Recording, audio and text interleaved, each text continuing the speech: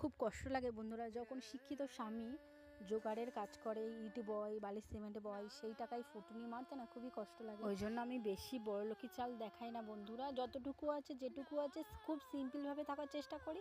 হ্যাঁ, একটু লিপস্টিক কিনি, একটু নেল পলিশ, কি করবো বলো, আমিও তো একটা মেয়ে, আমারও তো একটু ইচ্ছা করে একটু লিপস্টিক লাগাই, একটু নেল পলিশ জানো। একবেলা রান্না করি আর একবেলা পুষ্টি ভাত করে রেখে দিই, যাতে রাত্রিবেলায় রান্নাটা না করতে, একটু বাঁচিয়ে চলার চেষ্টা করি আর কি। আর যাই হোক, আমার সাবস্ক্রাইবার দিদিরা দাদারা আপনারা সবাই অনেক অনেক অনেক ভালো থাকুন। আমার ভিডিও দেখে আপনারা যে আমাকে সাবস্ক্রাইব করছেন তার জন্য অসংখ্য ধন্যবাদ। আমার মতো সাধারণ মেয়ের ভিডিও যে আপনাদের ভালো লাগতে পারে আমি সত্যি ভাবতে পারিনি। আমি ভেবেছি যারা অনেক রকম কন্টেন্ট ভিডিও বানায়, এখানে এখানে ঘুরতে যায়, তাদের ভিডিওই হয়তো পছন্দ করেন, আমার ভিডিও কে দেখবে না দেখবে। সত্যি কথা বলতে আপনারা পছন্দ করছেন, দেখছেন, আমার সত্যি বলছি আমি আন্তরিক ধন্যবাদ জানাচ্ছি আপনাদেরকে। আমি কথা হয়তো গুছিয়ে বলতে পারছি না, তো ধন্যবাদ আপনাদের সবাইকে। আপনারা সবাই ভালো থাকুন, ভগবানের কাছে আমি কামনা করি যে আপনাদের যেন সব কিছু ভালো হোক।